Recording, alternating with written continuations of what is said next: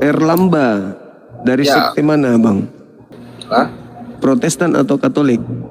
Kristen Protestan. Protestan.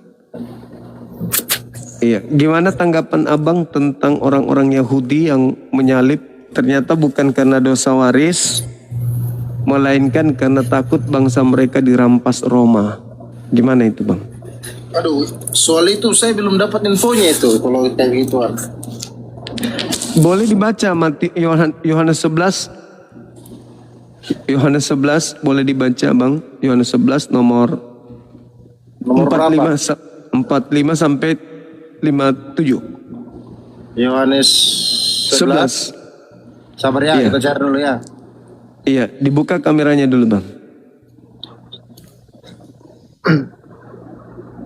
Yohanes 11 ayat 45 sampai 57. Iya, kameranya bisa dibuka. gelap ini, Bos. Sabar ya. Moderator biasa nurunin orang, Bang, kalau nggak buka kamera soalnya. Iya kah? Iya. Aduh, bahaya juga ini kalau begini ya, kayak wah. Nanti Abang lagi bicara, lagi baca, tiba-tiba sudah tidak di atas. Itu lagi ya. Mana coba baca dulu atau bagaimana, mau kasih turun saya kah atau saya bacain? Tergantung moderator. Karena biasanya diturunin, Bang. Maksud saya gitu, jangan sampai Abang lagi membaca tiba-tiba nggak ada lagi di atas gitu. Buka aja kameranya, Bang. Nggak apa-apa, biar gelap. Ada di lokasi ini tempat kerja jadi. Biar sudah kita buka kamera. Oke.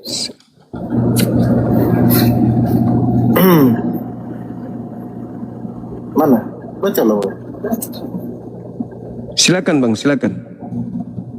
Banyak di antara orang-orang Yahudi yang datang melewat Maria dan yang menyaksikan sendiri apa yang telah dibuat Yesus percaya kepadanya. Tetapi ada yang pergi kepada orang-orang Farisi dan menceritakan kepada mereka apa yang telah dibuat Yesus itu. Lalu imam-imam kepala dan orang-orang Farisi memanggil mahkamah agama untuk berkumpul dan mereka berkata, apakah yang harus kita buat? Sebab orang itu membuat banyak mujizat. 4-47 kan? 57. Panjang 7 banyak kali. Apabila kita biarkan dia, maka semua orang akan percaya kepadanya dan orang-orang Roma dan datang dan akan merampas tempat suci kita serta bangsa kita. Tetapi seorang di antara mereka, yaitu Kayafas, imam besar pada tahun itu berkata kepada mereka, kamu tidak tahu apa-apa dan kamu tidak insaf, bahwa lebih berguna bagimu jika satu orang mati untuk bangsa kita daripada seluruh bangsa kita binasa. Kita ini binasa. Hal itu dikatakannya bukan dari dirinya sendiri, tetapi sebagai imam besar pada tahun itu ia bernubuat bahwa Yesus akan mati untuk bangsa itu dan bukan untuk bangsa itu saja, tetapi juga untuk mengumpulkan dan mempersatukan anak-anak Allah yang bercerai-berai. Mulai dari hari itu mereka sepakat untuk membunuh dia. Karena itu Yesus tidak tampil lagi di muka bumi di antara orang-orang Yahudi. Dia berangkat dari satu ke daerah dekat padang gurun, ke sebuah kota yang bernama Efraim, dan di situ ia tinggal bersama murid-muridnya. Pada waktu itu hari raya Paskah, orang Yahudi sudah dekat dan banyak orang dari negeri itu berangkat ke Yerusalem untuk menyucikan diri sebelum Paskah itu. Mereka mencari Yesus dan sambil berdiri di dalam bait Allah, mereka berkata seorang kepada yang lain, bagaimana pendapatmu? Akan datang juga kah ia ke pesta? Sementara itu imam-imam kepala dan orang-orang Farisi telah memberikan perintah supaya setiap orang yang tahu di mana dia berada memberitahukannya agar mereka dapat menangkap dia. Nah, itu mereka sepakat membunuh Yesus karena mereka takut bangsanya dirampas sama oleh orang Roma. Tidak ada mereka sepakat membunuh Yesus karena dosa waris ingin ditebus. Itu gimana itu pendapat saudara? Mana ayat tadi itu ya?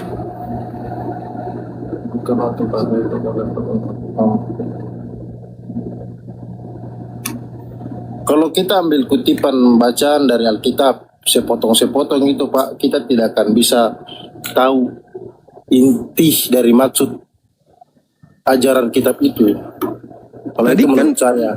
baca satu perikop kan tadi tuh berbicara terkait dengan kesepakatan pembunuhan terhadap Yesus. Mereka sepakat. Kesepakatan, mereka sepakat membunuh Yesus karena apa? Karena tidak ingin bangsanya dirampas Roma. Bukan karena supaya dosa mereka dihapus. Itu latar belakang pembunuhan Yesus. Kalau kami umat Kristen tidak seperti itu. Hal ini harus maksudnya tidak seperti itu, dia punya jalan kesananya, jalan ceritanya tidak seperti itu. Tapi kan Kristen ini muncul belakangan. Ini pelaku di TKP ditanya, kalian ingin membunuh Yesus itu karena apa? Dosa atau karena takut bangsa kalian dirampas Roma? Jawaban mereka pasti, kami tidak ingin bangsa kami dirampas. Nah, berarti selama ini penyaliban diberi kemudian pemahaman bahwa itu untuk nebus dosa, itu ilmu dari mana?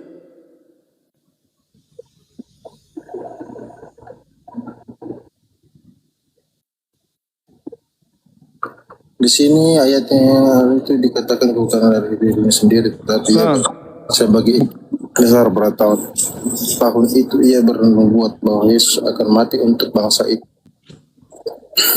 Bangsa Israel. Yesus akan mati untuk bangsa itu dan bukan untuk bangsa itu saja. Makanya saya bilang kalau kita membaca dari tiap ayat ke ayat, tidak bisa kita mau simpulkan satu ayat untuk meluruskan apa yang kita misalnya begini. Dari 51 ke 52 ini kan ada lanjutan dari pembahasan itu. Sama seperti yang tadi Bapak bilang itu. Nah, itu kan ada lanjutannya terus ke bawah. Jadi kalau kita mau potong dari ayat, Iya, coba baca lanjutannya apa? jadi kan sini dibilang ayat 51 kan dibilang, hal itu dikatakan bukan dari dirinya sendiri, tetapi sebagai imam besar pada tahun itu ia bernubuat bahwa Yesus akan mati untuk bangsa itu, dan bukan untuk bangsa itu saja, tetapi juga untuk mengumpulkan dan persatukan anak-anak Allah yang bercerai-berai. Anak-anak Allah di sini Bapak, anak-anak Allah di sini bukan hanya umat Israel atau bukan hanya umat Yahudi saja. Anak-anak Allah di sini katakan bahwa seluruh umat manusia. Kalau bicara tentang anak-anak Allah. Jadi jadi larinya ke sana, bukan kita mau menyimpulkan dalam satu ayat baru kita bisa menjudge sesuatu bahwa mengatakan bahwa ini begitu, tidak bisa. Kita harus bisa mengartikan setiap ayat itu dan kita harus mengetahui dari setiap ayat itu bahwa ada kalau dalam kitab suci itu dari ayat, misalnya contohnya dari Yohanes 11 ini, nanti ada lagi sangkut pautnya dengan, contohnya ada sangkut pautnya ke Matius, ada sangkut pautnya kayak seperti itu yang saya pelajari selama ini. Jadi kita tidak bisa mengambil satu ayat baru kita mau menjudge bahwa ini kan dia takut diambil ini bangsanya, dia takut begini, tidak bisa begitu. Oke, saya jelaskan ada dua. Yang pertama, Anda harus baca data yang Anda sebutkan tadi 51, endingnya di 52. Dia harus mati untuk bangsa kita dan untuk mempersatukan, bukan untuk menebuskan, tapi untuk mempersatukan. Ada nggak di situ disebut untuk menebus dosa? Mempersatukan anak-anak Elohim yang sudah bercerai-berai. Yang kedua, Anda baca Yehezkiel 5 nomor 12, yang disebut anak-anak Allah atau anak Elohim yang bercerai-berai adalah keturunan Yakub yang sepertiga dihembuskan ke seluruh penjuru mata angin. Coba Anda baca di situ. Jadi tidak ada hubungannya dengan di luar Yahudi. Oke. Jadi ketika orang-orang Yahudi, bangsa Yahudi dalam hal ini imam kepala, orang Farisi, mahkamah agama berkumpul untuk membunuh Yesus, itu membunuhnya bukan karena dosa, tetapi karena ingin menyelamatkan bangsa mereka dari penjajahan Roma, bukan karena dosa. Selain supaya mereka diselamatkan, juga untuk mengumpulkan orang-orang Yahudi yang sudah bercerai-berai. Jadi tidak ada dosa waris. Kalau Anda mengatakan baca Bible itu jangan cuma satu itu doang, pasti ada hubungannya dengan data-data yang lain.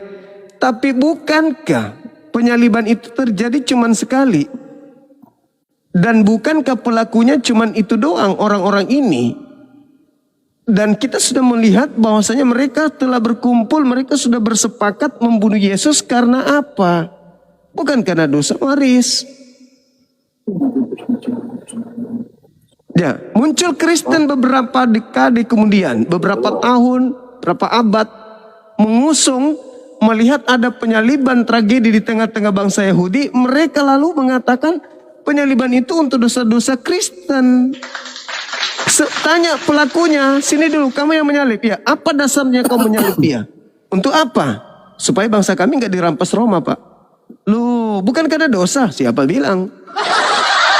Kami kalau mau menebus dosa tinggal bertobat, tinggal korbankan domba, sembeli domba, kambing, lembu, sapi. Tidak ada itu nebus dosa dengan membunuh orang. Tidak ada dalam agama kami. Nah, itu dia. Maka jelas imam kepala mahkamah agama orang Farisi itu adalah orang-orang yang terpenting di kalangan orang Yahudi. Mengambil kesimpulan membunuh Yesus karena takut bangsanya dirampas Roma. Begitu, Bang.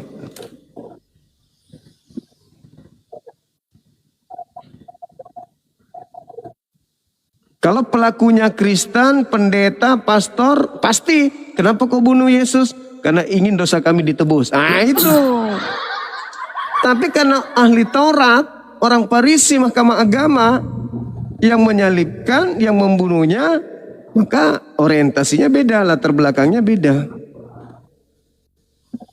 Begitu saudaraku. Jadi 2000 tahun Kristen menganggap penyaliban untuk dosa waris, untuk menyelamatkan manusia, untuk melepaskan kutuk. Ternyata bukan karena itu. Yang tahu tentang kejadian itu adalah yang ada di TKP, eksekutornya yang tahu. Pelaku-pelakunya yang tahu. Apa latar belakang kalian ingin membunuh Yesus?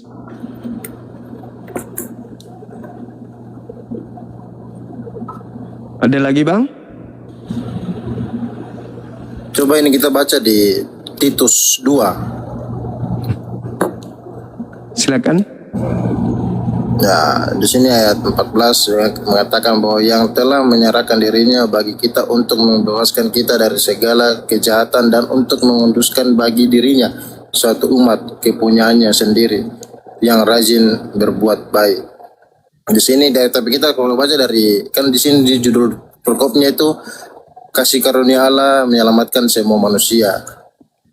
Ayat 11, karena kasih karunia Allah yang menyelamatkan semua manusia sudah nyata. Ia mendidik kita supaya kita meninggalkan kefasikan dan keinginan-keinginan duniawi, dan supaya kita hidup di bijaksana, adil dan beribadah di dalam dunia sekarang ini dengan menantikan penggenapan kita yang penuh bahagia dan menyatakan kemuliaan Allah Maha Besar dan Juru Selamat kita Yesus Kristus. 14, yang telah menyerahkan dirinya bagi kita untuk membebaskan kita dari segala kejahatan dan untuk menguduskan bagi dirinya suatu umat kepunyaannya sendiri yang rajin berbuat baik. Jadi di situ jelas Allah kan sudah, Yesus adalah Juru Selamat. Saudara, kitab Titus itu surat Paulus yang ditulis ketika diperkirakan dia berada di Roma di tahun 57. Bukan Paulus yang menjadi eksekutor. Itulah aku bilang Paulus datang menjadikan kemudian penyaliban ini sebagai jualan. Wah. Padahal penyaliban... Adakah bahasa itu yang ada tertulis di Alkitab bahwa dijadikan jualan? Jelas. Coba Anda baca Galatia 2. Galatia 2 Anda baca Galatia 2 nomor 21. Coba Anda baca. Sabar, cari dulu. Silakan. Anda baca Roma 10 14 nomor 9. Atau yang tadi aja dulu, Galatia 2 nomor 21. Itu yang Paulus jual tuh, penyaliban, kebangkitan Yesus, penyaliban Yesus dijual. Padahal penyaliban terjadi nggak ada hubungannya dengan... silakan. Tidak ada hubungannya dengan cerita-cerita yang dasar kejahatan orang Yahudi. Galatia 2 toh? Iya. Ayat Nomor 21. Silakan. Aku tidak menolak kasih karunia Allah, sebab sekiranya ada kebenaran oleh hukum Taurat, maka sia-sialah kematian Kristus. Kan itu yang dijual. Begini, ini Bapak ini kasih tahu ayat ini, apa mau kasih tahu setiap sesuatu yang kalian ambil dari Alkitab ini, cuma ambil ayat-ayat saja, satu ayat, habis itu mengartikan, satu ayat mengartikan. Oke, saya salah. Sekarang pertanyaan saya, apakah Paulus memberikan sumbangsi pemikiran kepada para pelaku penyaliban sebelum terjadi penyaliban? Atau Paulus hanya panen dari kejadian itu? Itu pertanyaan saya. Apakah Paulus memberikan sumbangsi pemikiran kepada para penyalib, atau Paulus adalah tokoh baru setelah penyaliban, baru muncul dia mengambil tragedi itu, dijual tragedi itu kepada orang-orang non-Yahudi? Coba, apakah Paulus bagian daripada mereka yang menyalib Yesus ini? Sehingga Paulus pandai-pandaian menulis surat kemana-mana dengan menjual penyaliban ini sebagai simbol keselamatan. Galatia 3. Kristus telah menebus kita dari kutuk hukum Taurat dengan jalan menjadi kutuk karena kita, sebab ada tertulis, terkutuklah orang yang digantung di atas tiang salib. Paulus menuliskan kapan? Tahun 50-an. Dari mana Paulus mendapatkan data itu? Padahal Kristus mati digantung untuk menyelamatkan Bani Israel dari penjajahan Roma. Kenapa jadinya dosa? Coba. Dari mana Paulus mengambil jurus-jurus maut kayak begitu? Sementara bukan dia yang melakukan eksekutor penyaliban. Harusnya Paulus datang ke situ, teman-teman kumpul. Kristus ini harus kita bunuh, karena dengan dia maka dosa kita akan ditebus dari Torah, kutuk Torah. Yesus mengatakan, oke paman, sepakat, ayo. Siapkan. Bang, gimana?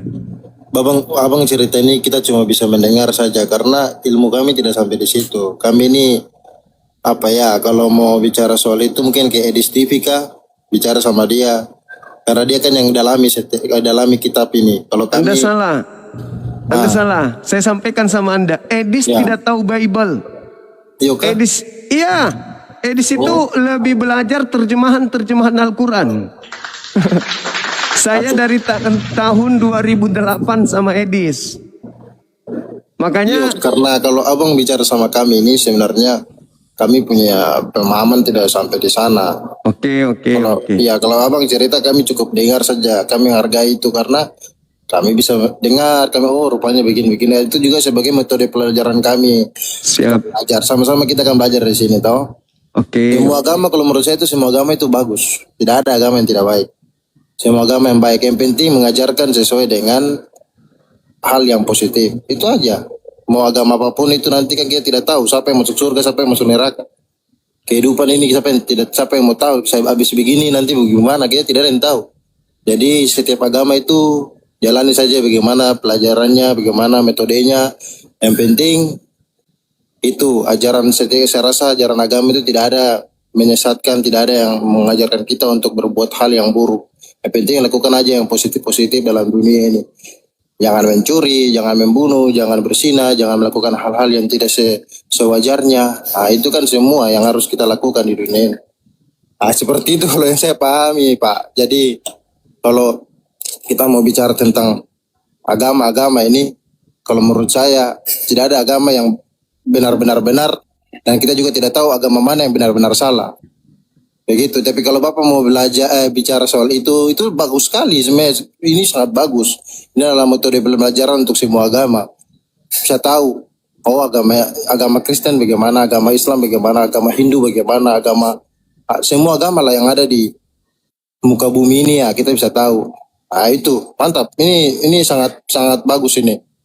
Nah, saya juga sering nonton di TV, saya lihat juga ceramah-ceramahnya, caranya menyampaikan. Kita juga harus belajar gitu. Oke. Ya. Baik. Ya, jadi tetap salam toleransi, satu Indonesia. Oke, thank you saudara. Oke, saudara. Iya. Salam dari Timika, saudara. Siap. Kita di Makassar ini. Oh iya, saya juga jalan-jalan karena di Makassar biasa. Oke. Ewako. Ewako ya. Iya. Oke, sip. Iya, sudah. Terima Oke, kasih, bye. salam kenal ya. Salam kenal. Siap. Siap. Oke. Ya. Baik teman-teman sekalian dimanapun berada, ya mungkin kita sudahi dulu ya perjumpaan kita pada subuh hari ini. Berhubung karena di tempat saya sudah pukul 3 kurang sedikit lagi ya, kita harus persiapan untuk sahur. Terima kasih udah bersama dengan kita di sini. Paling tidak kita telah menguatkan argumentasi Al-Quranul Karim yang telah mengajarkan kepada kita bahwa Nabi Isa alaihissalam itu tidak dibunuh, tidak disalibkan. Yang disalib itu adalah orang yang membenci Allah, orang yang membenci Nabi Isa alaihissalam. Dalam arti kata bahwa penyaliban terjadi setelah mereka melakukan makar, melakukan sesuatu yang bertentangan dengan apa yang diajarkan oleh Taurat itu sendiri, sehingga ketika ada pengajaran bahwasanya penyaliban itu adalah jalan keselamatan, rupa-rupanya para pelaku penyaliban itu tidak memberikan ruang untuk doktrin dan dogma seperti itu. Iya, gimana saudara pendeta? Iya, halo.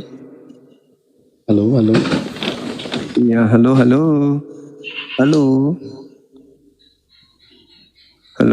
Halo Bandung. Iya, halo gimana Bang? Halo. Iya, halo.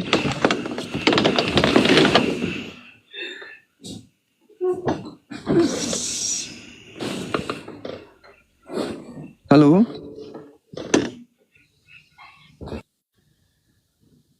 Oke, moderator izin ya, kita rehat dulu. Insya Allah besok kita jumpa lagi. Yang pada intinya tema ini mengajarkan kita untuk melihat ke dalam Al-Quran. Bagaimana yang disalib itu adalah orang yang tidak benar, orang yang telah membenci pencipta dan bumi dan membenci Nabi Isa alaihissalam, membenci Rasul. Makanya mereka dihukum salib. Kemudian ketika Allah mengatakan wa makaru wa makarallah wallahu khairul makirin, ya hari ini kita membuktikan bahwa ternyata itu benar adanya. Allah membalas kejahatan mereka dengan tipu daya yang mereka bangun sendiri. Dan ternyata melalui Bible kita bisa mendapatkan pelajaran. Penyaliban mereka lakukan itu bukan karena dosa, tetapi semata-mata karena mereka tidak mau bangsa mereka dirampas oleh orang-orang Roma. Itu yang tertulis dalam kitab mereka di dalam Yohanes 11 nomor 45 sampai nomor 57. Saya kira ini sangat bagus ya buat adik-adik yang ingin belajar apologet Islam, menjadi apologet Islam, belajar kristologi, didalami data itu. Karena kita lihat dari jam berapa tadi, dari kurang lebih 4 jam yang lalu, tidak ada satupun di antara teman kita yang naik di sini yang bisa kemudian memberikan penjelasan yang berkesinambungan antara rencana penyaliban, eksekutor penyaliban, dengan isi gereja hari ini yang mengatakan bahwa Yesus disalib untuk menyerahkan nyawanya untuk banyak orang dan seterusnya. Itu cerita-cerita yang disusun muncul belakangan. Karena sebelum penyaliban cerita itu nggak ada.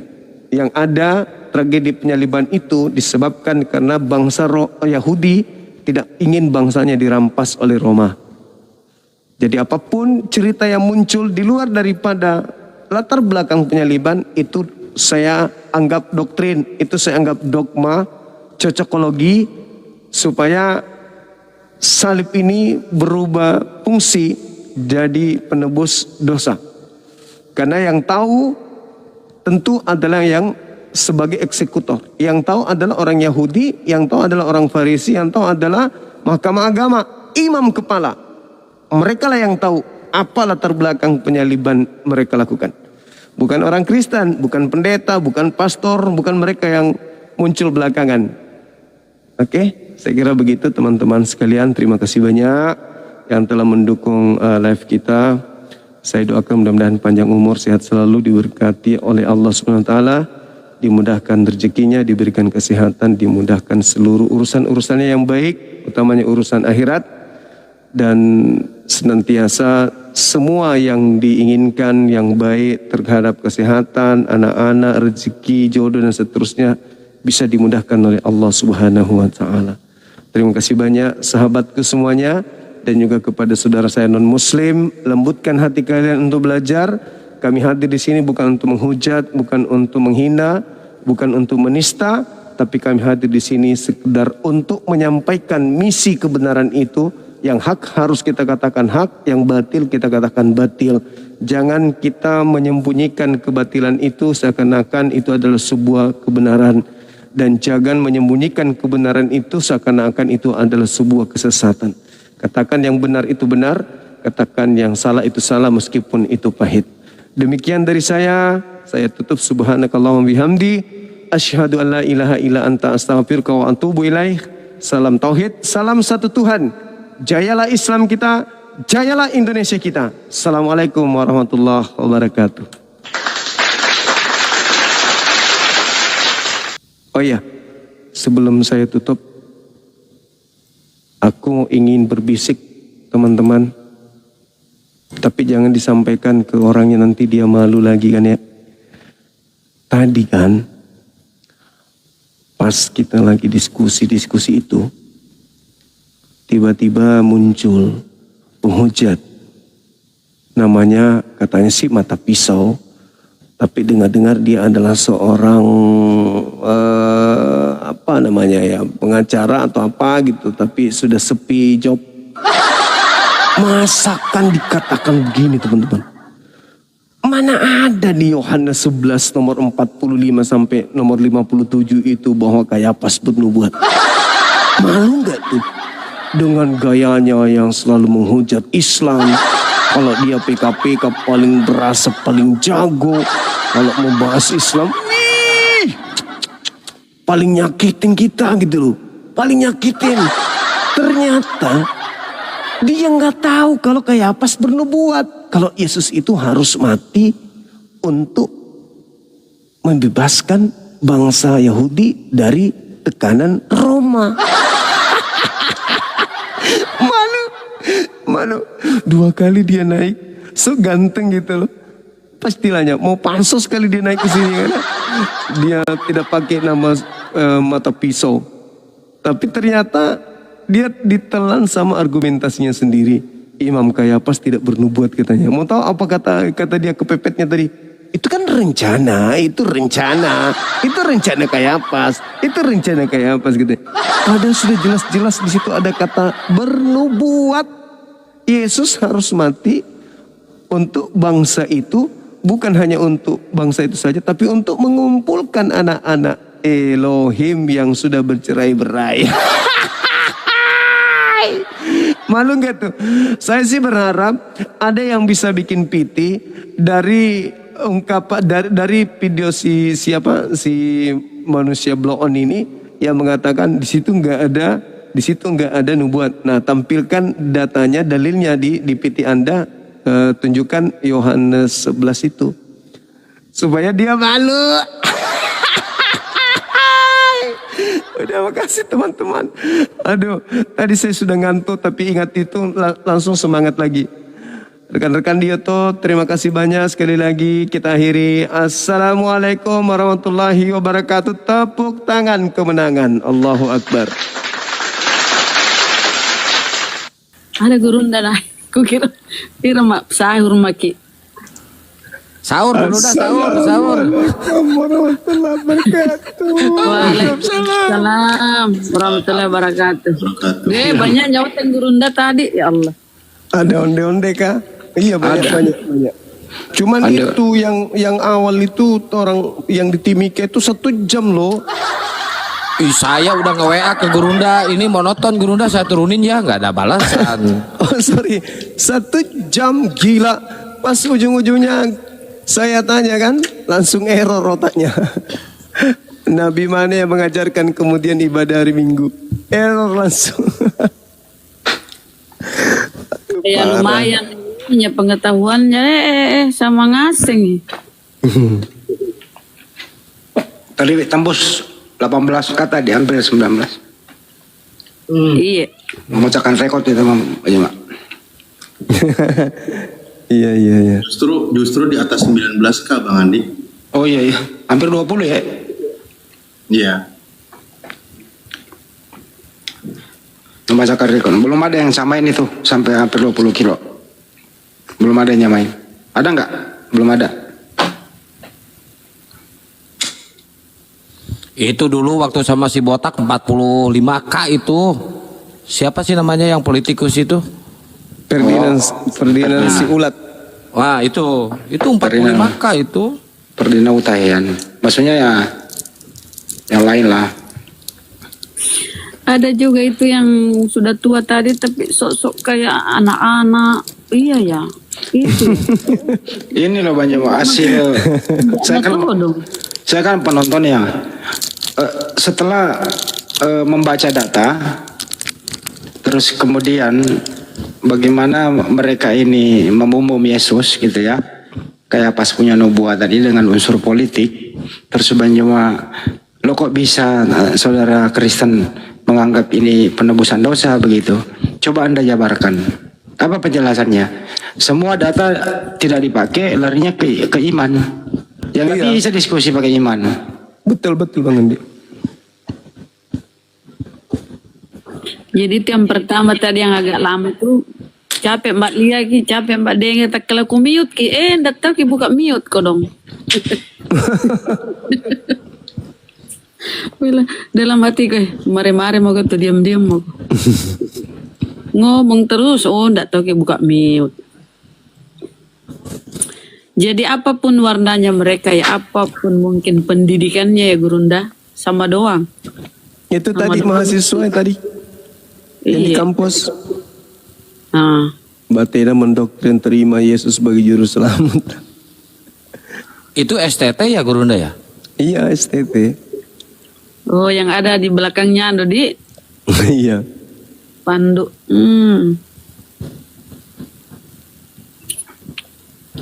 Tapi kalau sebenarnya mau diskusi by data ya, edukasi gitu, saya rasa nyambung enak didengar gitu loh. Tapi ini ending-endingnya lari ke iman. Ya kalau udah ke iman ya wassalam sudah, nggak usah diskusi gitu. Nggak mau membaca data, tapi sok mau menjelaskan kan gitu. Pastinya kan udah baca dulu, sesudah membaca baru menjelaskan. Ini enggak, malah Banyu makan yang nunjukin data Yohanes 11 47 sampai berapa itu tadi, 45 sampai 57 kan gitu ya. Itu kan datanya. Ya Banyu bener ya. Yohanes 11 45 sampai 57. Kesimpulannya unsur politik, bukan untuk penebusan dosa, kan itu intinya. Iya. Yang kasihan itu si mata picak, mukanya sampai kebakaran itu.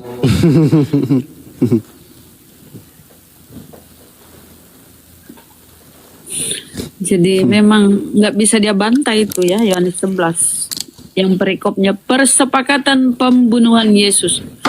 Jadi sebab musabab Yesus itu mau dibunuh itu ya itu bukan karena dosa waris seperti iman mereka. Memang apa ya? Memang harus buntu di situ. Dia memperbodoh diri di situ. Kalau jujur ya sudah. Enggak juga sih Bunda. Kalau saya bukan apa ya. Itulah iman mereka.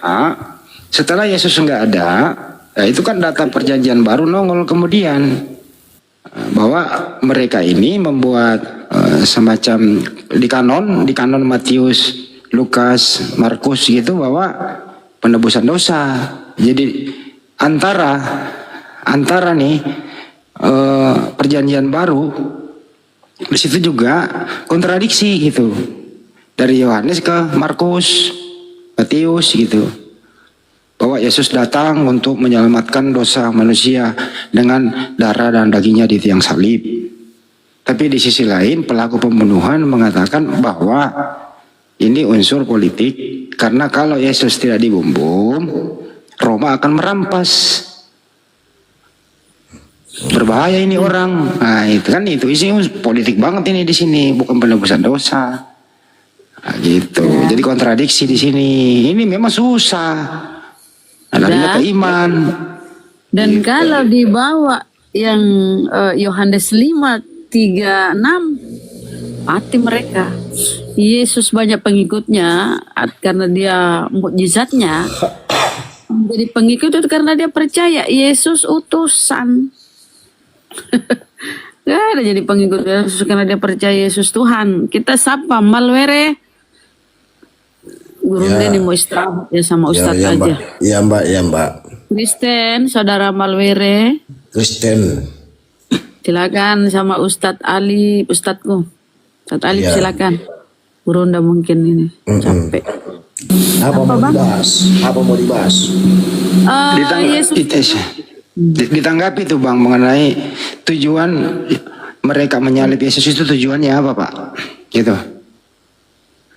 Tujuan mereka menyalib Yesus itu tujuannya memusnahkan Yesus agar tidak ada yang percaya sama dia, bahwa itu kan katakan dia Tuhan. Dulu Bunda, biarin dulu.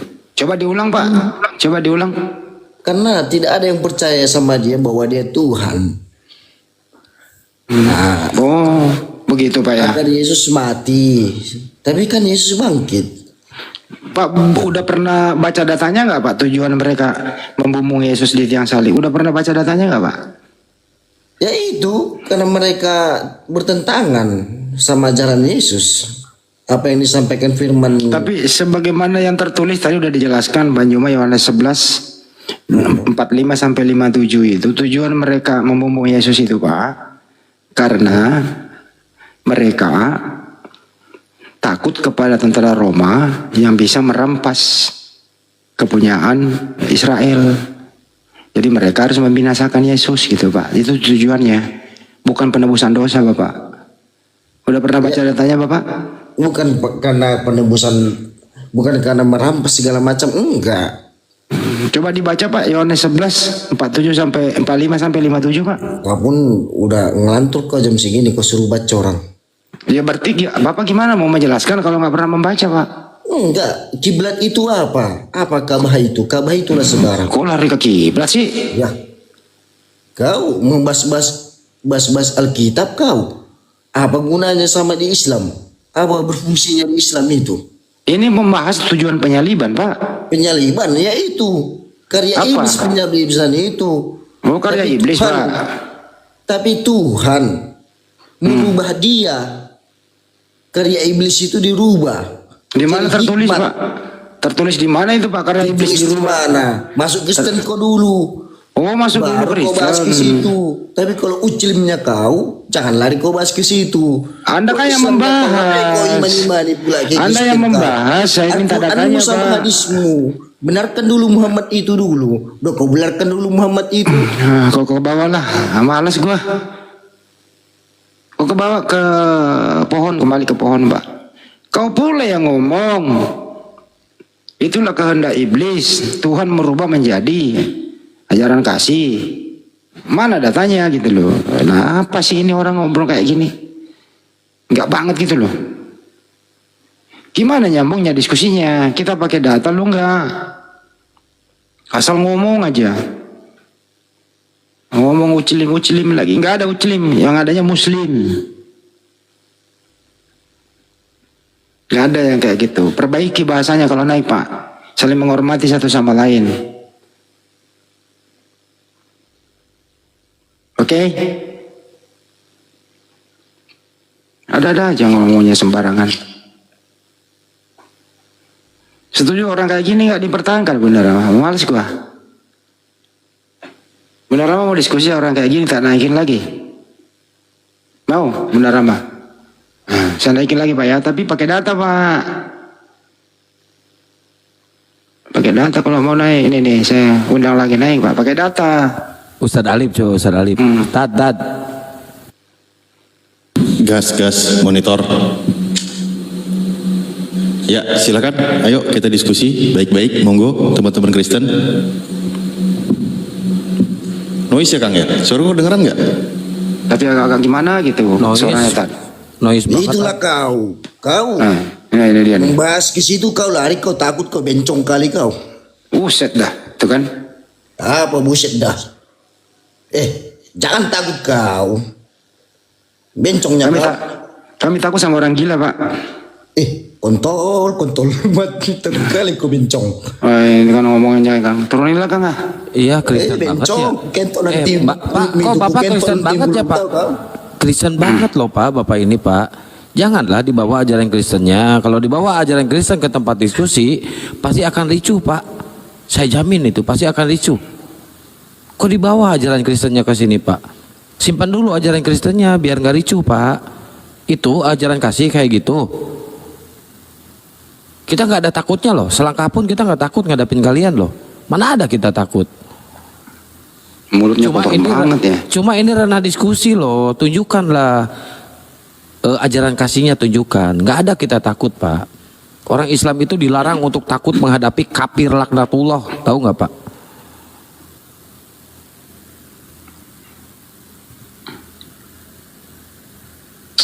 Keluar bahasa aslinya tadi itu. Asli itu. Kalau udah terbiasa ngomong sama orang tuanya begitu.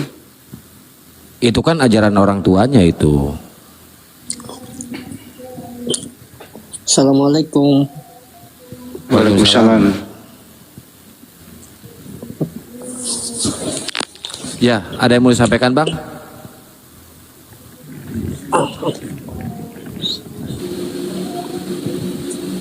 Bang, Mana tadi? siapa namanya, Bang? Saya Amin Rais. Agama apa, Bang? Alhamdulillah Islam. Mualaf, Bang. Tahun berapa mualaf, Bang? 2004. Oh, udah lama banget. Udah enggak lah. Alhamdulillah. Ada yang tidak ingin disampaikan, Bang? Cuma sempat tadi dengan itu yang keluar bosan tadi kan.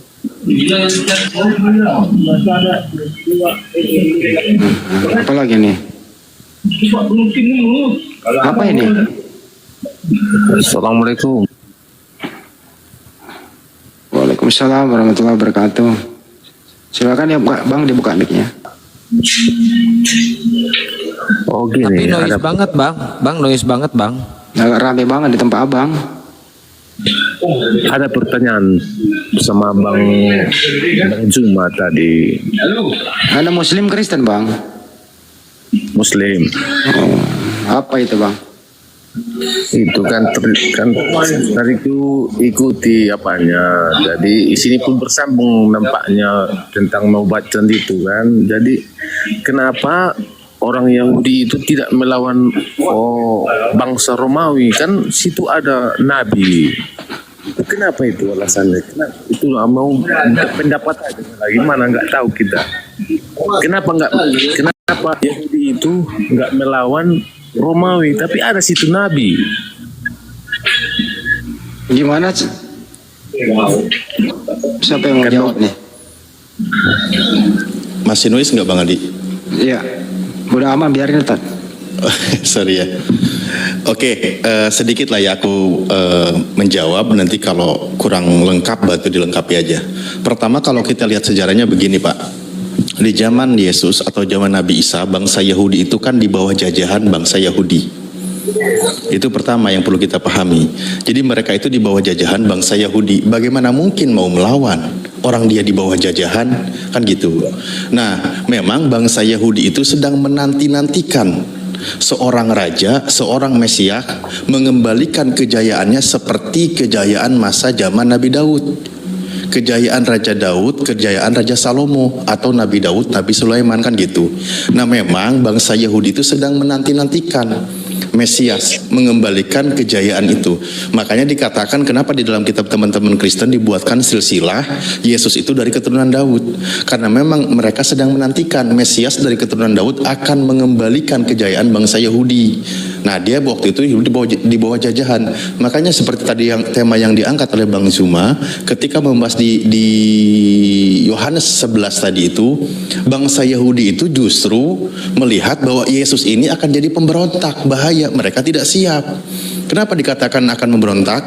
Karena bahaya nanti dituduh dia itu akan makar, kan gitu, di tengah bangsa Yahudi mereka ya yang sedang dijajah bangsa Romawi. Nah, akhirnya justru malah Yesusnya itu yang difitnah. Maka difitnah, ini orang harus dikorbankan bagi bangsa mereka daripada seluruh bangsa Yahudi itu binasa. Oleh siapa? Oleh bangsa Romawi. Karena waktu itu dia di bawah jajahan bangsa Romawi. Jadi mereka nggak sanggup. Yesus datang, memang dia itu datang itu kan. Dia mengakukan dia membawa kerajaan. Kan gitu. Ternyata yang Yesus katakan, kerajaanku bukan dari dunia ini. Nah, mulailah dari situ orang-orang Yahudi agak turun kepercayaannya kepada Yesus. Awalnya mereka sangat bangga. Yesus datang bangga membawa perombakan di tengah bangsa Yahudi. Tapi begitu ketika dia katakan bahwa kerajaanku bukan dari dunia ini, alias kerajaan rohani, ya mereka sudah mulai meninggalkan pelan-pelan. Ya artinya nggak bisa melepaskan dia dari jajahan bangsa Yahudi itu. Jadi memang mereka tidak sanggup waktu itu Pak. Udah gitu Yesusnya datang malah ditolak ketika dia membawa kerajaannya itu bukan kerajaan sebagaimana kejayaan zaman Raja Daud, Raja Salomo.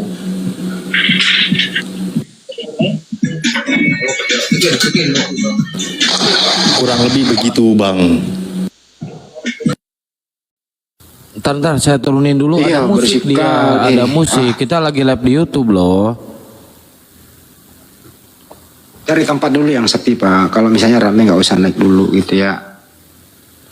Bagaimana, izin Ustaz, bagaimana Nabi Isa alaihissalam atau kalau tokoh mereka Isa al-Masih gitu ya, Yesus al-Masih itu bisa mengalahkan tentara Romawi gitu.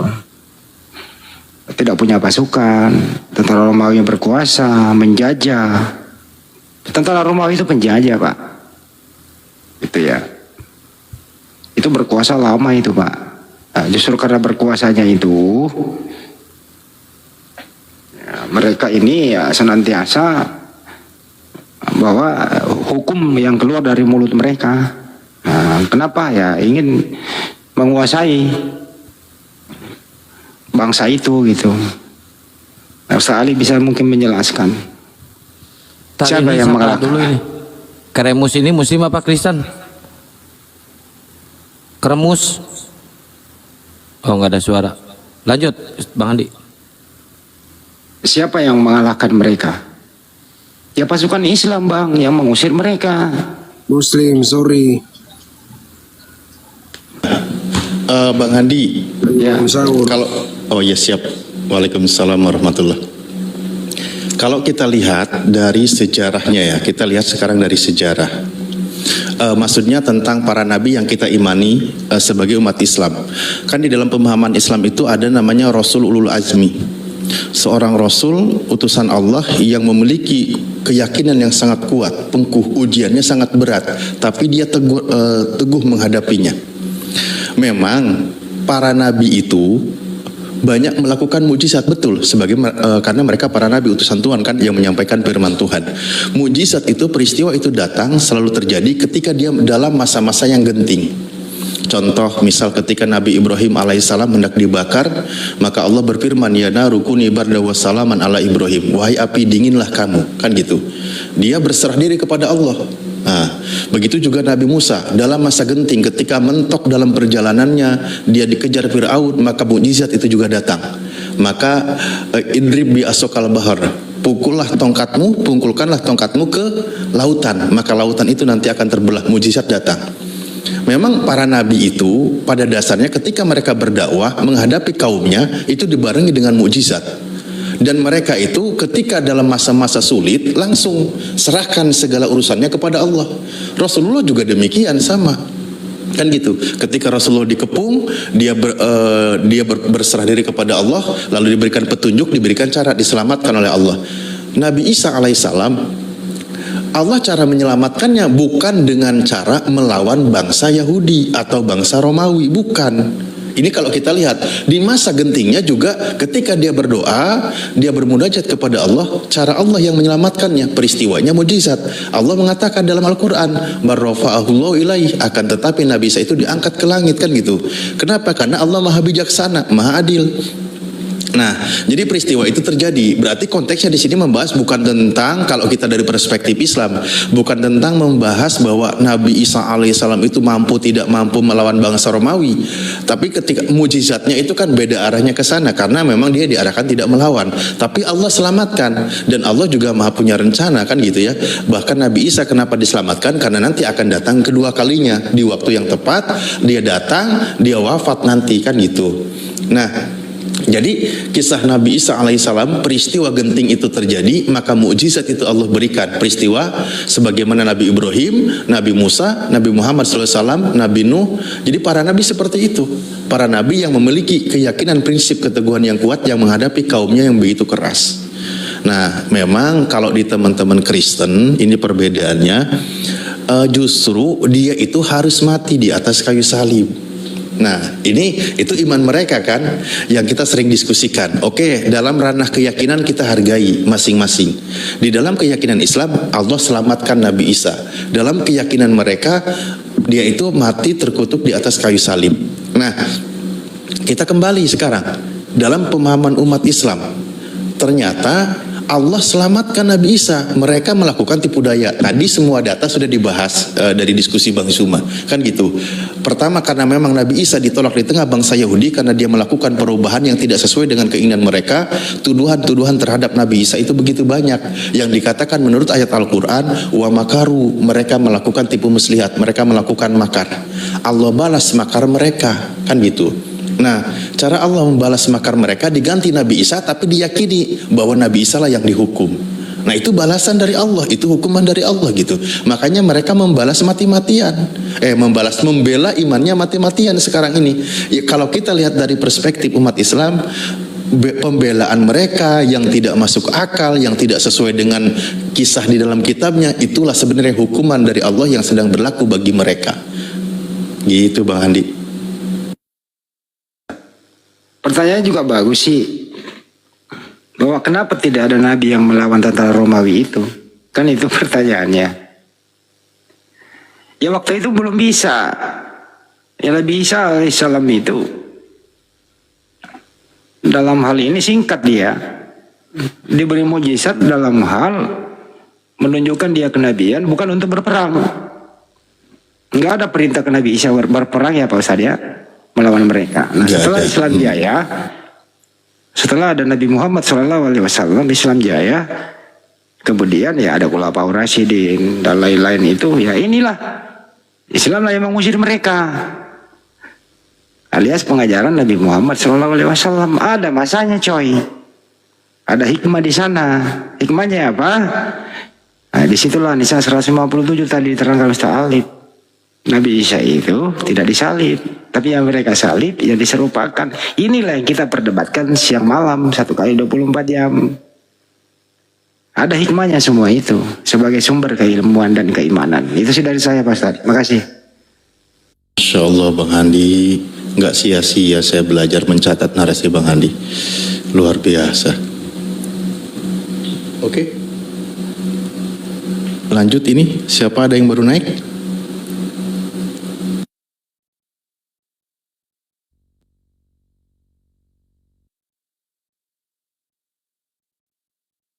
Baru tahu tadi, itu tadi Bunda Itu, Mila, Mak. Mila, Cinta Mila ya, syukran ya. Jazakillah khair. Ya. Ya Bunda Rahma gimana? Itu mau kusapa si Junadi langsung turun Ustaz. Oh, nggak apa-apa, nyapanya diterusin aja, jangan sepotong kalimatnya. Iya, iya, iya. Tapi yang menarik memang kalau membahas peristiwa-peristiwa ini, apalagi tema yang diangkat. Karena unik kan, unik teman-teman Kristen itu di satu sisi melihat bahwa rencana orang Yahudi itu dikatakan sebagai jahat. Karena memang dia melakukan rencana jahat kan, persepakatan untuk menangkap atau membunuh Yesus kan gitu. Itu jahat. Tapi kejahatan itu buat mereka itu adalah sebuah anugerah. Ini yang nggak bisa masuk di kepala kita sebagai umat Islam, nggak masuk. Karena tanpa kejahatan yang mereka lakukan, itu mereka tidak akan punya Tuhan yang mati menebus dosa mereka. Padahal itu adalah rencana yang sangat jahat yang dilakukan, yang diada-adakan fitnahnya oleh orang-orang yang tidak suka dengan dakwahnya Nabi Isa alaihissalam. Gitu kan Bunda Rahma? Dari Bentar, pelajaran ini yang sering kok saya si simak Kores- dari Bunda Rahma. Les, undang-undang, aduh si Kores itu diundang semua sama si Kores, aduh parah si Kores, sabotase aja. Woi. Iya Ustaz, itu kan konsep atau konteks dasar keimanan mereka itu kan dari penyaliban. Nah, kalau kita menyentuh tentang penyaliban ini ya panas mereka. Kini konsep dasar ketuhanan Kristen ini penyaliban. Tanpa penyaliban teman-teman tidak akan ada Kristen. Dari hasil cerita penyaliban inilah sehingga ada Kristen. Nah, kenapa mereka tertarik jadi Kristen? Karena dengan kematian yang mereka anggap Tuhan ini, dosanya ditebus. Padahal fakta data di Bible, Yohanes 11 itu yang dibaca satu perikop. Nggak ada narasi kematian Yesus itu baik dari mulut Yesus sendiri maupun dari mereka yang membuat makar ya, orang-orang Yahudi yang menolak Yesus. Nggak ada pernyataan mereka bahwa kita bunuh ini supaya dosanya orang-orang Kristen ditebus. Aku ngobrol sama anak-anak. Ustadz lanjut dulu. Tiba-tiba putus narasinya. Waduh. Oke lah, ya. Tapi ya itulah Mereka teman-teman. pada sahur Ustadz. Nah, lanjut. Siap. Itulah teman-teman ya, kita kan berdiskusi dengan teman-teman Kristen, mereka punya keyakinan seperti itu, pada prinsipnya secara imannya itu kita hargai. Dalam ranah diskusi, mari kita beberkan, mari kita ungkapkan, mari kita keluarkan data-data secara tanpa disembunyikan kan gitu ya. Dalam keyakinan umat Islam ya, mau tidak mau, siap tidak siap, teman-teman Kristen itu iman mereka itu adalah sebenarnya itu adalah hukuman dari Allah, mereka percaya. Bahkan kan banyak rencana jahat yang dilakukan. Iblis melakukan rencana jahat. Orang-orang Yahudi melakukan rencana jahat. Mereka semua melakukan rencana jahat. Bahkan kalau kita lihat ketika justru Yesus dibawa ke pengadilan, waktu itu kan dibawa ke pengadilan ketika diadili, bahkan imam dari siapa tuh, Pilatus ya, dia sampai berkata, orang ini tidak ditemukan kesalahan, apalagi ngapain dihukum gitu. Dia pun nggak bisa menghukum, tapi tekanan yang kuat dari bangsa Yahudi waktu itu, pokoknya salibkan dia, nggak mau tahu. Pokoknya dia harus disalibkan, nah gitu. Jadi memang sebuah desakan yang jahat yang ingin dilakukan oleh bangsa Yahudi terhadap Yesus, kan gitu. Orang yang waktu itu yang berkuasa, Kaisar Raja, dia itu tidak mau menghukumnya gitu, karena tidak ditemukan kesalahannya. Tapi karena ini memang desakan jahat ini terus menerus didorong oleh mereka, pokoknya nggak mau tahu orang ini harus dihukum, ya udah diserahkan. Maka ketika Nabi Isa melihat makar mereka, versi Islamnya Allah selamatkan Nabi Isa. Allah selamatkan, Allah membalas makar mereka. Ternyata balasan dari Allah makar mereka itu adalah dengan mereka meyakini bahwa memang yang ditangkap itu adalah seorang Rasul utusan Allah yang bernama Isa Al-Masih. Nah itu dibiarkan itu terjadi, mereka meyakini itu terjadi, kan gitu. Kesininya akan dipoles-poles, akan dibahas bahwa dia itu tujuannya untuk ini dan itu, padahal tidak seperti dengan kronologis peristiwa yang dicatat oleh kitab teman-teman Kristen itu sendiri. Dicatat oleh kitab teman-teman itu sendiri.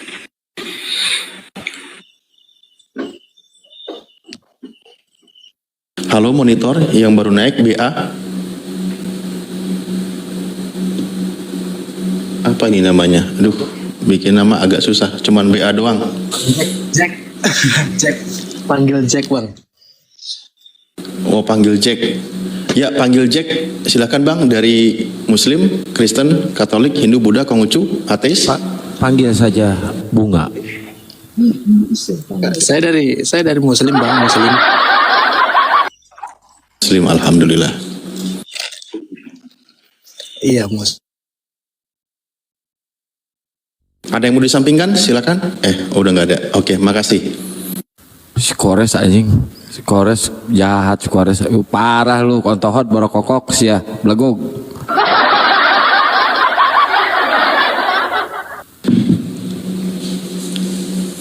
Kores lagi ngincer mana otennya nih yang hujat, nggak naik-naik biar nanti naik gitu.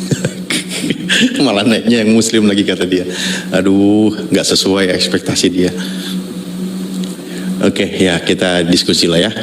Seperti itu ya teman-teman, kemarin juga dari Oten tuh ada yang naik. Nggak usah lah kalian naik itu mengedepankan kebencian. Polanya masih sama.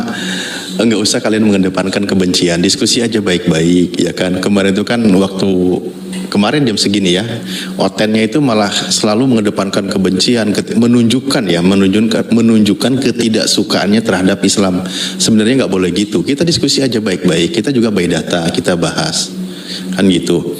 Jadi enak aja mengedukasi. Nggak usahlah kalian itu tiba-tiba dengan narasi-narasi penuh dengan kebencian, tapi kalian itu lupa dengan pertahanan. Nah ini bahaya. Makanya saya itu sayang sama kalian itu begini ya, karena tidak diedukasi oleh pengajar-pengajar kalian, sehingga kalian itu nggak tahu. Ketika kalian berusaha menghujat Islam, menghujat umat Islam, menghujat ajaran Islam, itu sebenarnya data itu terpampang di kitab kalian, tapi kalian nggak pernah pelajari itu.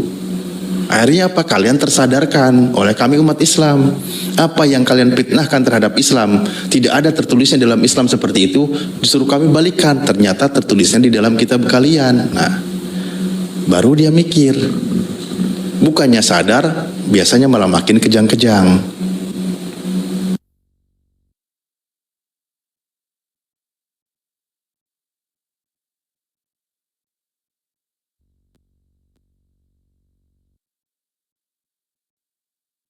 Wih, ada 100 orang yang ngantri ini yang minta naik. Silakan.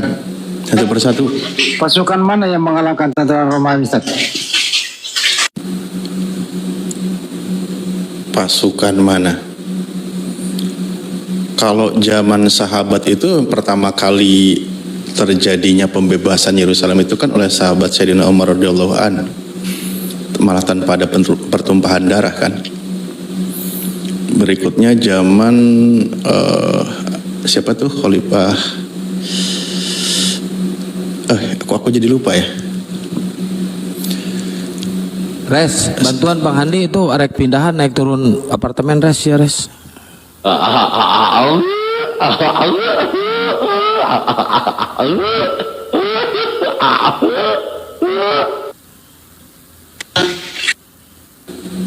kita kok bisa ketawa kayak gitu diabadikan, direkam, sempat-sempatnya dari mana dapatnya gitu, atau apa sempat dulu gitu ngerekam? Iya, sempat. Jika iya apa sasak dapas seri nasi kores mah.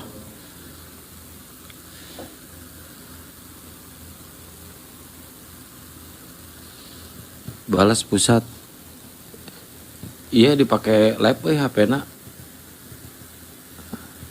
Berarti kalau mau diselidiki kan masih ada kesatuannya tentara Romawi itu ya. Masih ada anak cucunya lah gitu. Bisa ditanyain sih. Kita bisa tanya dia. Lu kenapa lu nenek moyang lu dulu mau membunuh Nabi Isa gitu kan? Maksud lu apa kan gitu? Masih bisa loh itu masih ada institusinya kok. Nah, unik juga sih Bang Andi. Tentara Romawi itu kan berarti hidupnya di tengah bangsa Roma kan? Iya nggak sih? Romawi itu kan bangsa Roma kan? Roma itu kan identiknya dengan Yunani kan? Nah, yang jadi pertanyaan ini, yang Kristen boleh menjawab. Kenapa justru pusat kekristenan sekarang itu di Roma? Bener nggak sih?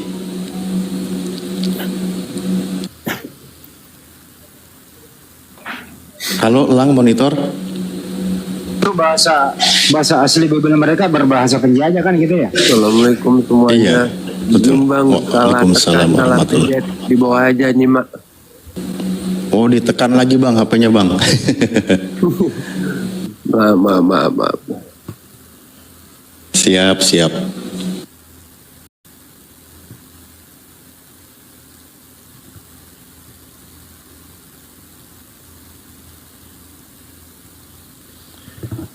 Kenapa? Si Kores minta naik tapi nggak bisa sinyalnya buduk anjing Kores ya waduh.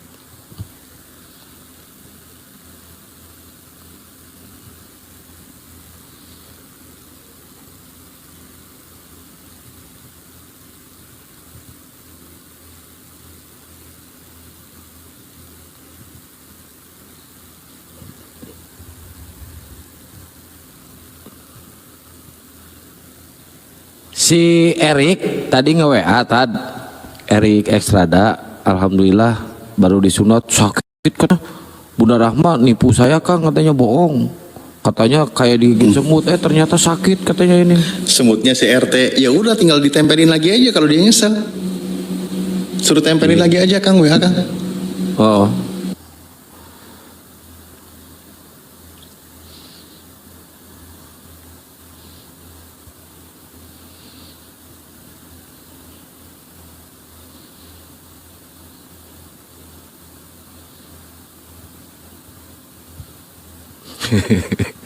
Bang Juma balas di grup naon katanya.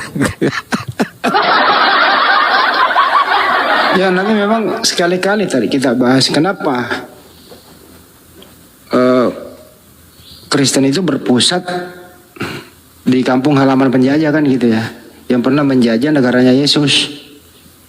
Kedua, kenapa Bible-mu itu berbahasa originalitasnya berbahasa penjajah gitu.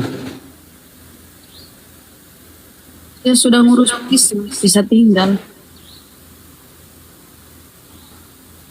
Sebenarnya Bang Andi, aku tuh nggak terlalu lama open mic tuh karena noisy, jadi aku sedikit-sedikit ngomongnya dan bukanya. Kalau kita lihat ya, bagus dia bagus. Oh nggak noisy ya, udah hilang ya? Enggak lanjut. Oke, baik. Saya itu pernah baca juga data sejarah bahkan dari teman-teman Kristen yang aliran Advent itu Bang Handi. Ini pemaparan mereka kan. Maka masuknya itu karena pusat mereka sekarang di situ tuh memenuhi nubuatan. Tapi ini ranahnya nanti mereka ya, kita nggak bisa terlalu jauh sih Bang Handi kalau di sini kita bahas. Yang lebih unik lagi, tempo hari pernah Guruna membahas tentang namanya itu ekumene itu. Nah itu juga kesana juga nanti arahnya, itu menarik. Nah jadi tapi kita komparasi aja lah, kita lebih jauhnya dari versi kita aja kan. Nabi Isa alaihissalam, kalau dari literatur kita umat Islam, maka sebenarnya tidak ada bedanya kan dengan ajaran dari bangsa Yahudi. Nggak ada bedanya dalam hal ketuhanan, kan gitu. Nggak ada perbedaan. Karena apa yang diajarkan oleh Nabi Isa sebagaimana yang diajarkan oleh para nabi. Itu jelas, kan gitu. Karena merujuk kepada ayat Al-Quran. Tidak Allah aku mengutus atau kami mengutus seorang Rasul pun sebelum engkau wahai Muhammad, kecuali aku wahyukan kepada mereka, sesungguhnya tiada Tuhan selain aku, maka sembahlah aku. Allah berfirman begitu kepada para nabi di dalam surah Al-Anbiya, artinya juga kan para nabi. Nah, seperti itu. Jadi masalah tentang ajaran itu nggak berbeda. Nah, tapi uniknya kalau kita ngelihat dari teman-teman Kristen, maka itu sudah keluar jauh. Kalau kita lihat keluar jauh. Kenapa keluar jauh? Karena pusat kekristenannya itu bukan di sana, bukan di tengah Bani Israel yang mengajarkan tentang ketuhanan, tapi di luar, kan gitu, di luar Bani Israel. Nah, kalau membahas tentang masalah tulisan kitabnya itu juga unik kan. Pasti mereka sering mengatakan, istilahnya kan dulu itu ada lingua franca, ada bahasa apa tuh, persatuan. Ya kan, yang mereka katakan yang ya karena waktu itu bahasa yang internasional, bahasa internasional. Nah, bahasa internasionalnya lah yang mereka imani kan gitu, menggunakan bahasa Yunani. Jadi nanti masuk konsep ajarannya juga merujuk karena menggunakan bahasa itu, maka pemaparannya itu kan dari pandangan mereka. Tapi itu agak jauh lagi, memang agak ngeri-ngeri sedap sih Bang Adi, teman-teman mereka itu konsep keimanannya jauh banget, keluar melencengnya dari ajaran di tengah Bani Israel itu sangat jauh. Padahal ketika merujuk kepada ucapan Yesus itu sendiri, dia katakan keselamatan datangnya dari bangsa Yahudi. Nah, itu tentang masalah persembahan. Ketika dia mengatakan kami menyembah apa yang kami kenal, kan gitu. Berarti masalah tentang beribadah, menyembah kepada Tuhan, barometer yang diucapkan oleh Yesus itu kan yaitu dari bangsa Yahudi. Contohnya seperti itu cara ibadahnya, menyembah siapa, kan gitu. Tapi ketika satu pusat ajaran, pusat keyakinannya di luar itu, tapi menggunakan nama orang yang di sana di tengah Bani Israel, nah ini tanda tanya besar. Ya PR-nya teman-teman Kristen memang. Dan ketika didiskusikan, ya mereka pasti banyak alasannya. Ini bukan hoax, ini fakta. Tentara Romawi itu pada waktu dia menjajah di sana itu, dia itu bukan beragama Kristen dia, tapi dia itu paganisme, penyembah dewa-dewa, alias pagan. Tentara Romawi itu. Ini nggak bisa dipungkiri. Sekali lagi saya ulang nih, waktu tentara Romawi menjajah di sana, di tempat kelahirannya Yesua Mesias, tentara Romawi itu bukan agamanya Kristen, tapi dia paganisme, penyembah dewa-dewa seperti Zeus dan lain-lain itu. Kemudian setelah dia dikalahkan oleh umat Islam, kembali ke negaranya, masih dia pagan.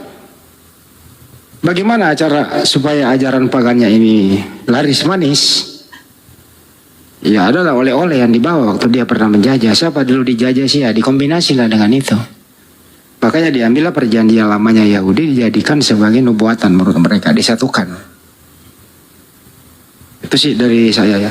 Jadi sampai detik ini, gitu ya, tentara Romawi, nggak tahu sekarang kalau udah beragama Kristen ya, atau seperti apa. Dulu mereka udah terkenal dengan paganisme.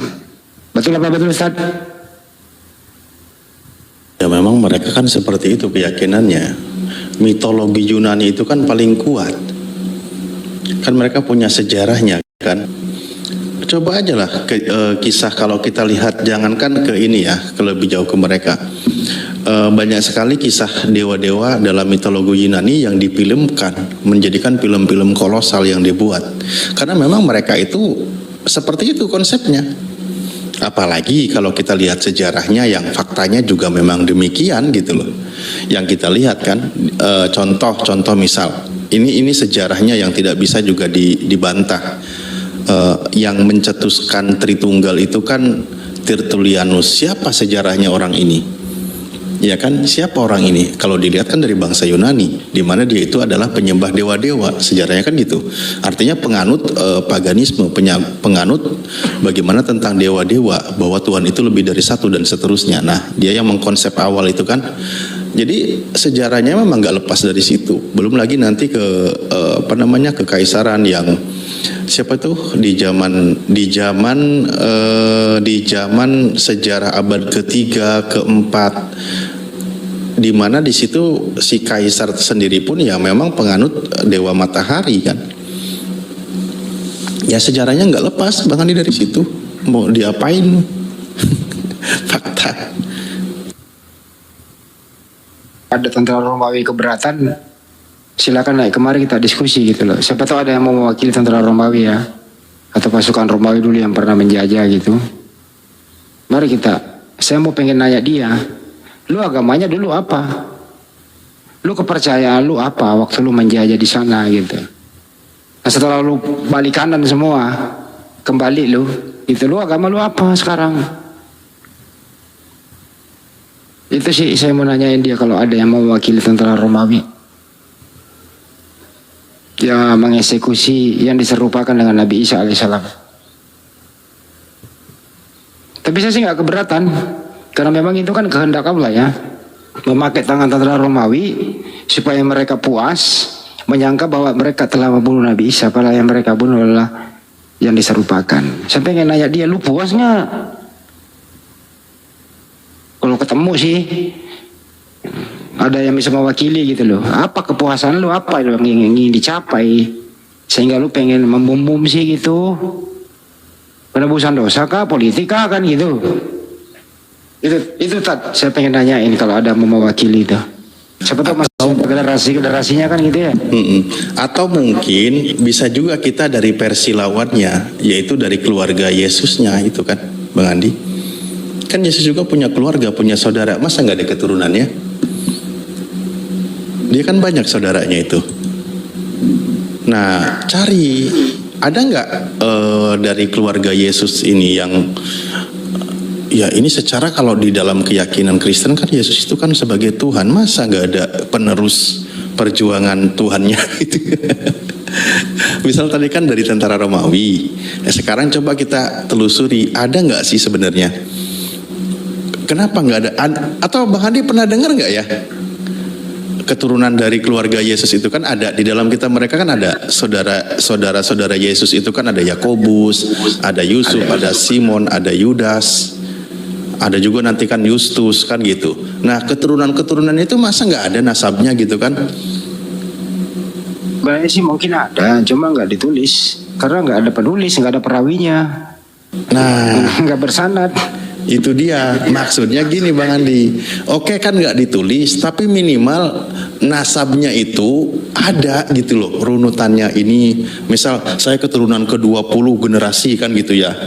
Ini kan misalkan kurun satu generasi 100 tahun misal gitu, atau bagi 2. Nah ini keturunannya nih tersambung nasabnya ke Yesus nah gitu. Nah itu kan ada terpelihara gitu, bahwa begini loh ajarannya. Ada nggak sih sebenarnya? Tapi nggak pernah nemuin sih. Ada lah. Beda dong kalau misalnya nasabnya Nabi Muhammad SAW sampai ke para habaib kan, itu kan bisa ditelusuri gitu. Nah itu dia maksudku. Nyambung kan ke situ. Ini nggak bisa kan? Nggak bisa kan? Nggak bisa. Itu dia. Karena memang nggak ada yang nulis sih. Waktu itu kan di zaman itu nggak ada zaman penghafal. Nah, katakanlah nggak ada yang nulis, tapi ada jejaknya gitu orangnya bahwa ini generasi kesekian. Kan pasti informasinya itu kan kita terjaga. Biasanya kalau bangsawan aja itu kan sampai ke berapa generasi itu kan ada sejarahnya. Bahwa saya ini dari keturunan ini. Walaupun nggak ada tulisan loh, tapi dia itu bisa tahu bahwa turun-temurun diinformasikan. Kamu itu dari keturunan ini gitu loh. Pas perawanannya itu gue nggak urusin itu, yang penting aku udah diselamatkan. pasti itu pasti. Ya kalau mau apa namanya ya, uji balistik lah, kembali ke TKP sih sebenarnya bisa kalau ada yang mau kan gitu. Karena masih ada tempatnya sih, TKP-nya kan masih ada. Betul, itu dia. Bahkan katanya nih kan Bang Andi, dalam sebuah temuan sejarahnya kan ditemukan bahannya bahwa benar-benar penyaliban itu ada sampai kajian sampai darahnya itu kan ada. Benar ini katanya darah Yesus itu kan ada tuh kayak gitu. Ada ditemukan juga. Nah, kenapa sementara silsilahnya itu hilang? Maksudnya dari saudara-saudaranya gitu loh. Ya sekarang kan banyak itu yang wisata rohani tertahan di sana. Nanti kalau pulang saya tanyain deh, apa yang kau dapat dari wisata rohani kan gitu.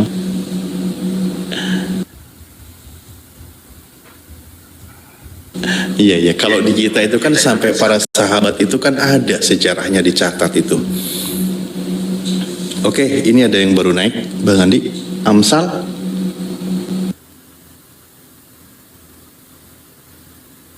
Halo, selamat pagi. Amsal Ginting ya. Oh, Amsal Ginting. Amsal itu jamak dari kata misalun itu. Perumpamaan jadinya.